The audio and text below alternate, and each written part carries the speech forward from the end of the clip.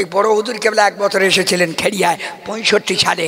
পানি হয় না, হুজুর আসছে, বাঙালরা হিন্দুরা বহু মানুষ ওই ক্যানিংয়ে দেখবেন অধিকাংশ বাঙাল বাস করে, এবং আরএসের একটা ঘাঁটি বললে ভুল হবে না, বিরাট ব্যাপার আছে। যাই হোক, তো ওরা অনেকই টিটকারি করছে, আরে হ্যাঁ এত কিছু করে পানি হয় না, এইবার দেখো হুজুর যাচ্ছে পানি হবে।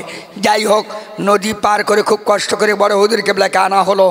খেড়িয়ার জলসা ইসালে সব দোয়া করলেন, হুজুর 2 রাকাত নামাজ পড়িয়ে নিলেন, ইস্তেসকার নামাজ।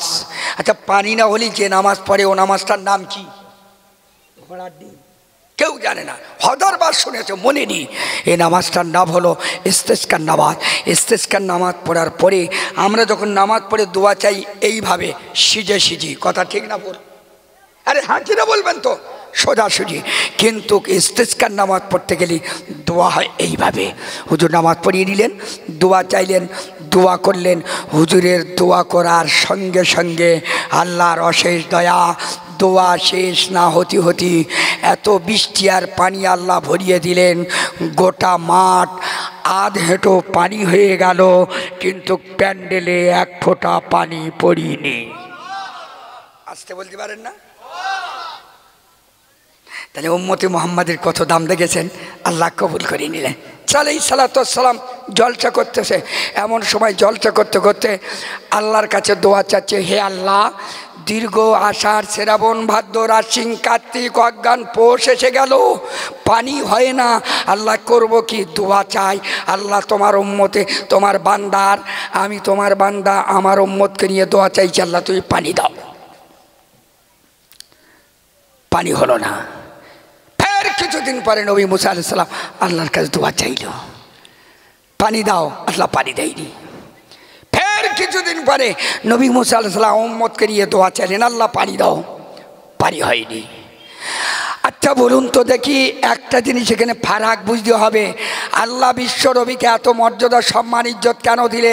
ওয়াইদা সালাকা ইবাদি আন্নি ফাইন্নি করিব, আল্লাহ বলছে বান্দা যখন প্রয়োজন হবে, দরকার হবে, আমার কাছে দোয়া চাইবে, নবীর উম্মতের দোয়া আমি আল্লাহ ডাইরেক্ট কবুল করে নেব। একটু জোরে বললি কি হয়? ডাইরেক্ট উম্মতি মুহাম্মাদি দোয়া আল্লাহ ডাইরেক্ট কবুল করে। নাম্বার 1, উম্মতি মুহাম্মাদির হয়ে নবী যে দোয়া করেছেন, আল্লাহ কখনো বান্দার দোয়া, আমার নবীর দোয়া কোনো দিন ফেরত দেয়নি। জোরে বলুন, আরো জোরে বলুন। আমার নবীকে আল্লাহ কোরআনের ভিতরে যেখানে ডেকেছে নাম ধরে ডাকেনি, ডাইরেক্ট বলিনি, মাধ্যম দিয়ে আল্লাহ নবীকে মাকারা মোহাম্মদুন আবা আহাদিম মিরিজালিকুম, এই বিভিন্ন জায়গায় কোরআনে নবীকে ডাইরেক্ট নাম ধরে ডাকেনি, কিন্তু অন্য নবীকে নাম ধরে ডেকেছে। আমার বলার উদ্দেশ্য হলো এই, আল্লাহ পাকের নবীর, অন্য নবীর উম্মতের দোয়া চাইতে গেলে উম্মতের দোয়া নবীদের কাছে আপিল করতে হতো। নবী দোয়া চাইলে আল্লাহ কখনো কবুল করতেন, কখনো করতেন না, কিন্তু উম্মতির ডাইরেক্ট দোয়া করার পারমিশন ছিল না।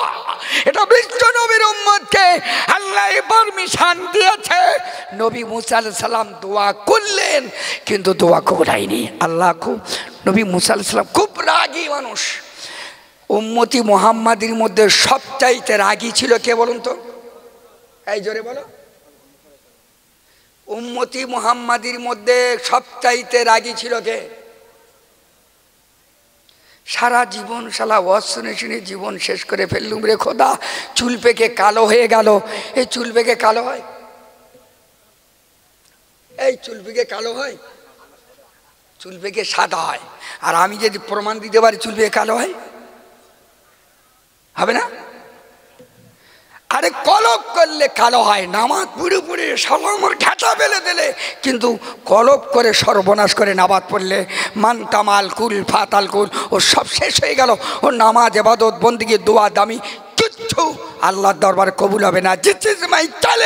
যারা চুল কালো করে, কলব লাগায়, এদের দোয়া আল্লাহর দরবার কবুল হবে না, নামাজ কবুল হবে না। যেদের তুমি লাল লাগিয়েছ, আমি লাল লাগিয়েছি, পারমিশন আছে, মশলা আছে, এবং বড় বড় ওলামায়ে কেরামদের কাছে আমার সেভাবে জানা বোঝা ফতোয়া ফারাজ নেওয়া আছে, মেদি হিসাবে মেদিকে ব্যবহার করা যায়।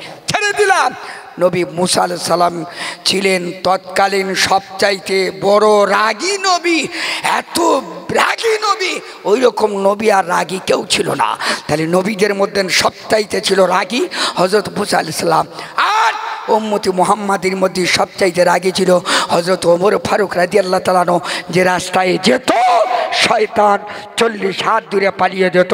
একটু আস্তে করে বলবেন, আর একটু সবাই মিলে, আর একটু ঝান করে নারায়ে তাকবীর। নবী মুসা আলাইহিস সালাম এত রাগী, রেগে চোখ লাল হয়ে গেল। আল্লাহর সঙ্গে রাগ দেখাচ্ছে, আল্লাহ আমার উম্মতকে আমি এত ভালোবাসি, তোমার বান্দাকে তুমি ভালোবাসো না? আল্লাহ তিনবার দোয়া করলাম, আল্লাহ তুমি দোয়া কবুল করোনি। আল্লাহ বলছে, নবী মুসা তুমি যা ভালোবাসো আমি আল্লাহ পাক আমার উম্মত আমার বান্দাকে তোমার চাইতে আমি আল্লাহ লক্ষ লক্ষ গুণে ভালোবাসি। আর একটু জোরে বলুন, আর একটু জোরে বলুন।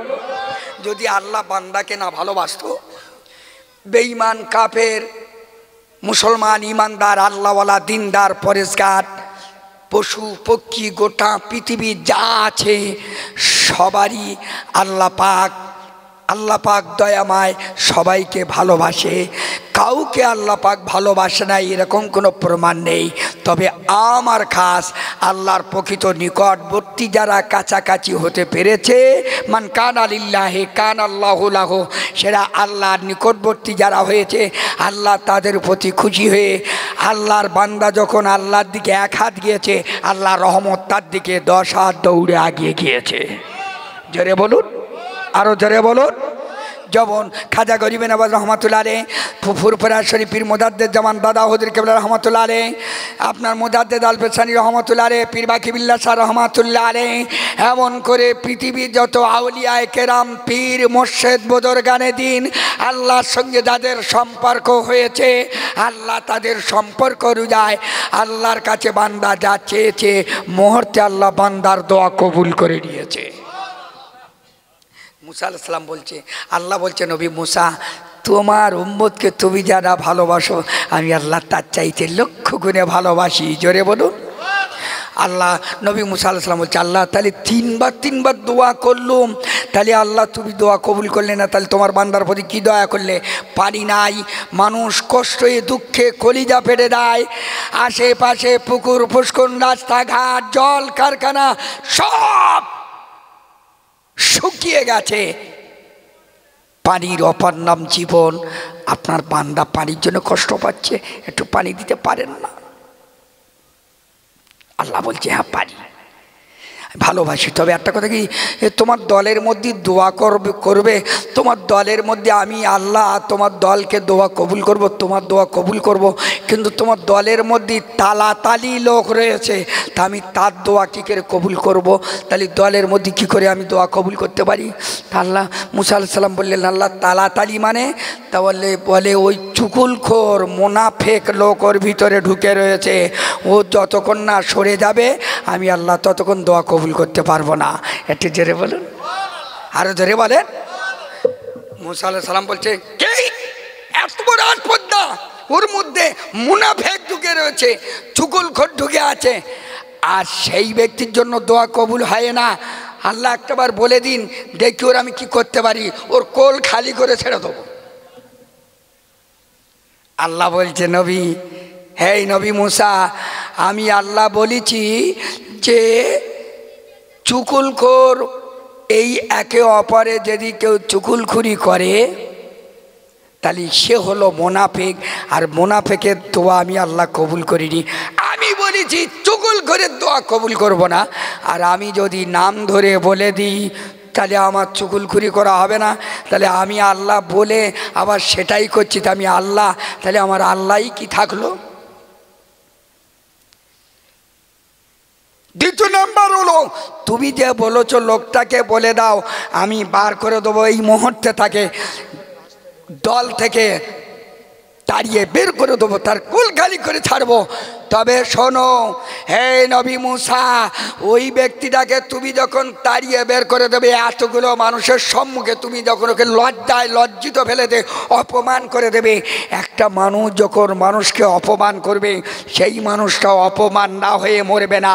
দ্বিতীয় নাম্বার হলো, অতগুলো মানুষের সম্মুখে তুমি তাকে অপমান করে তাড়িয়ে দেবে, আমি কি আল্লাহ তোমার প্রতি খুশি হতে পারবো? তা হতে পারবো না। অর্থাৎ একটা মানুষকে মানুষ অপমান করা মানে আল্লাহকে অপমান করা। কেন?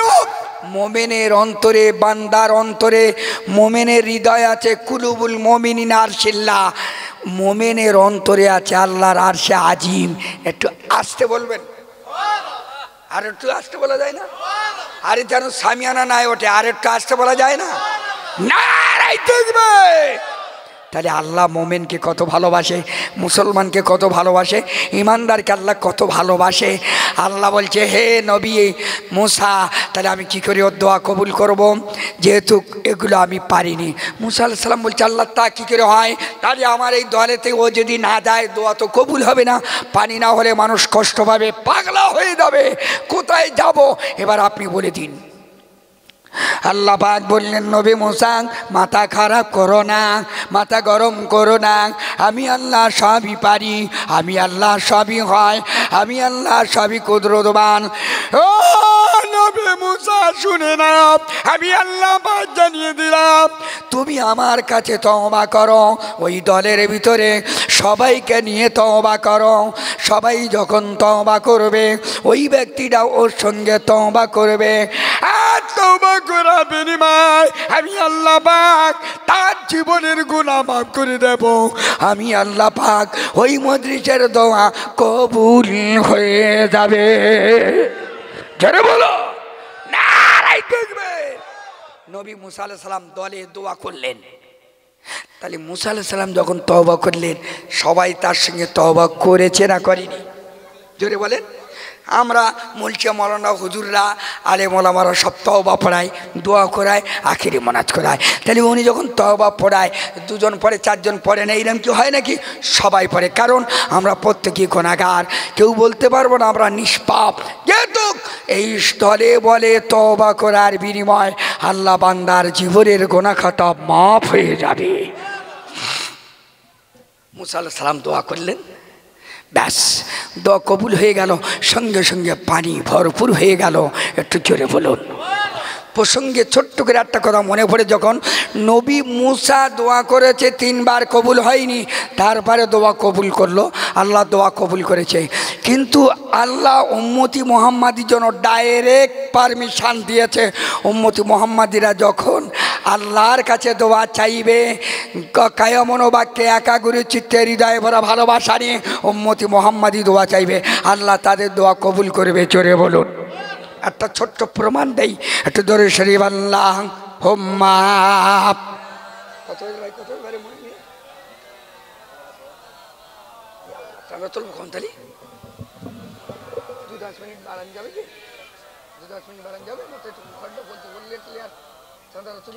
আল্লাহুম্মা।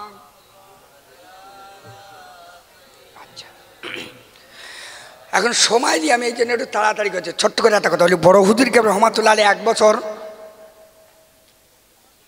ওই ক্যানিং নদী পেরিয়ে, ওই জায়গাটার নাম কি, শিমুলতলা ডকঘাট, তারপরে একটা গ্রাম আছে খেড়িয়া, খেড়িয়া একজন সুফি সাহেব ছিলেন, কি নাম বলেন দিন, বলেন। সারা জীবন সুফি আক্কাদ আলী হুজুরের, সুফি আব্দুর রহমান বজলুর রহমান হুজুর রহমতুল্লাহ আলাইহি, দরগাপুরি বজলুর রহমান বলেন, জৌনপুরি কারামত আলী বলেন, অনেক অনেক দাদা হুজুর কেবলা নেক রুহানি দোয়ায় গোটা বাংলার মানুষ অগণিত আল্লাহর ওলি হয়েছে। আল্লাহর ওলি দাদা হুজুর কেবলাকে তারা মেরে নিয়েছে, আল্লাহর নবীকে তারা মেরে নিয়েছে। আল্লাহ তাদের নামায়, আমার নামায় ওলির খাতায় নাম দিয়েছে। ইন্নামা ইয়াখশাল্লাহু মিন ইবাদিহিল, ইন্নামা ইয়াখশাল্লাহ মিন ইবাদিহিল উলামা। এই উলামা আলেমে হাক্কানি দিনদার, এরা আল্লাহকে ভয় করে। তাই আল্লাহর ভয়ে এ আলেমে দিন, আলেমে হাক্কানি, আলেমে ওলামায়ে দিন আল্লাহর কাছে যা চেয়েছে আল্লাহ এদের কবুল করে নিয়েছে। জোরে বলেন না। তাই বড় হুজুর কেবল 1 বছর এসেছিলেন খেড়িয়ায় 65 সালে।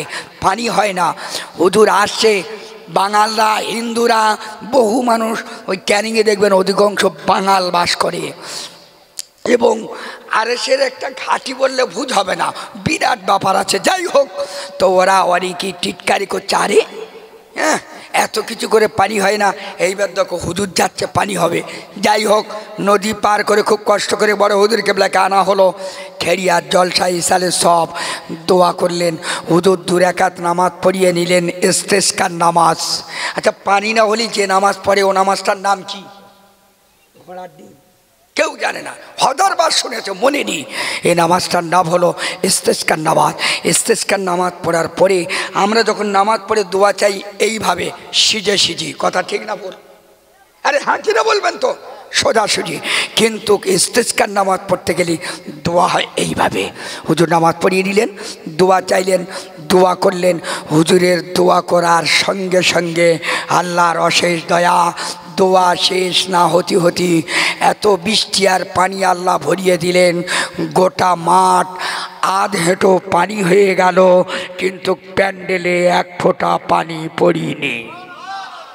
আসতে বলতে পারেন না? তাহলে উম্মতে মুহাম্মাদের কত দাম দেখেছেন, আল্লাহ কবুল করে নিলেন।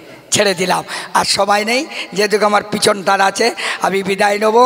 অনেক আলোচনা, এর মধ্যে এখনও কিছু পানি গরম হয়নি বলো। আল্লাহ নবী সাল্লাল্লাহু আলাইহি ওয়াসাল্লাম বাইতুল মুকাদ্দাসে গেলেন, নামাজ পড়লেন। নামাজ পড়ার পরে একটা খুশবু পেলেন। খুশবুটা জিবরাইলকে জিজ্ঞেস করছে, জিবরাইল এ খুশবুটা কিসের গো?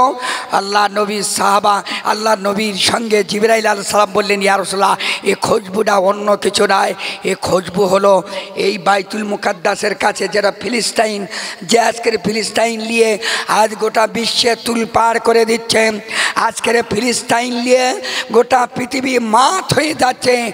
এই ফিলিস্তাইন আল্লাহ পাকের নবীর দেশ, বহু নবী, বহু অলি, বহু গওস, বহু কুতুব ওখানে এসেছেন। ওখানে নবী ইয়াকুব আলাইহিস সালামের ঘর, ওখানে হযরত ইব্রাহিম আলাইহিস সালামের ঘর, বহু নবী ওখানে এসেছেন, রয়েছেন, থেকেছেন। সেই বাইতুল মুকাদ্দাসটা কিন্তু হিসাব অঙ্কে, ওটা হলো আমরা জেনে থাকি, বলে থাকি যে হযরতে সুলাইমান আলাইহিস সালাম করেছিলেন, তা নয়, ওটা নবী ইয়াকুব আলাইহিস সালাম ভিত গেড়েছিলেন। সামান্য ভিত করে দিয়ে ভিতির সম্পূর্ণ হয়নি, উনি চলে গেলেন ডাকে আল্লাহ রহে। এবারে ইয়াকুব আলাইহিস সালাম চলে যাওয়ার পরে ওই ভিতটাকে মজবুত করেছিলেন দাউদ আলাইহিস সালাম।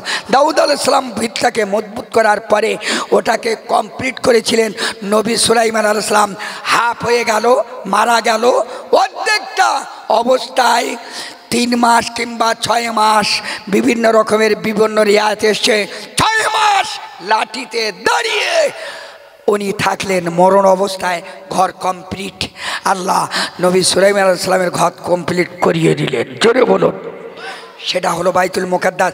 17.5 মাস বিশ্ব নবী ওদিকে মুখ করে নামাজ পড়েছেন, এর অনেক মর্যাদা, অনেক সম্মান। সেই ফিলিস্তাইন আজকের জেরুজালেমে অত্যাচার, অন্যায়, অবিচার, আজকের যারা ইসরায়েল এত শাস্তি, এত অপরাধী, এত অন্যায় অবিচার করছে, খোদার কসম আল্লাহর মার, বিশাল মার, আল্লাহর মার, দারুণ মার, এই পৃথিবী কেউ ঠেকাতে পারবে না। ওই বাইতুল মুকাদ্দাসের ওসিলায় আল্লাহ বাইতুল মুকাদ্দাসের হেফাজতের দায়িত্ব, কাবার হেফাজতের দায়িত্ব আল্লাহই করেছে, করবে। আর তার বিনিময়ে নমুনা গোটা পৃথিবীর মানুষকে দেখিয়ে দিচ্ছে। একটু জোরে বলুন নারে তাকবীর।